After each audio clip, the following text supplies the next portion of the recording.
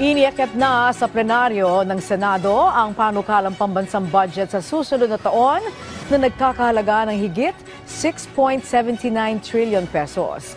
Ang panukalang pondo ng Department of Public Works and Highways tuluyan ng tinapyasan. Si Daniel Manalastas sa sentro ng balita live.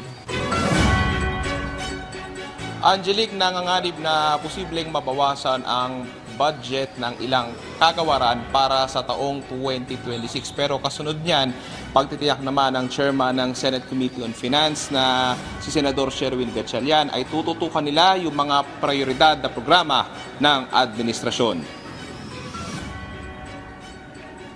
The General Appropriations Act of 2026 stands as both the instrument of our national development and a pledge towards the restoration of government's credibility in the eyes of its people. Inisponsoran na sa plenaryo ng Senado ang 6.793 trillion pesos proposed 2026 national budget. Tumayo si Senate Committee on Finance Chairperson Sherwin Gatchalian para himayin ang nilalaman nito. Pero isa sa pinakamalaking tanong ngayon, kumusta ang budget para sa Department of Public Works and Highways na nahaharap ngayon sa kontrobersiya at mga alegasyon ng korupsyon? The proposed budget for the Department of Public Works and Highways will be set at 568.56 billion pesos. We reduced the budget of the department by 55.91 billion. During the hearings, we discovered several red flags, such as roads with no station IDs, duplicate projects, projects in multiple phases.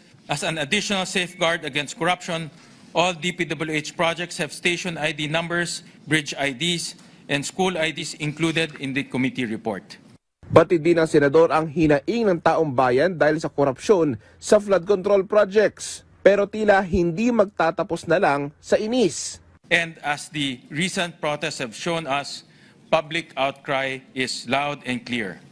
People have lost faith in government. We are determined to restore what has been lost: leadership, accountability, and transparency.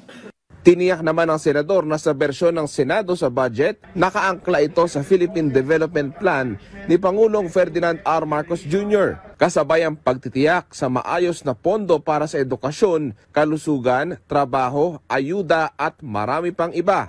To sustain growth and create jobs, let us invest in production and innovation. One of our most urgent priorities is addressing the nation's long-standing classroom backlog.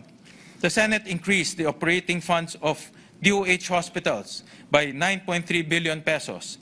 Marami sa ating mahihirap ang umaasa pa rin sa mga social services ng pamahalaan.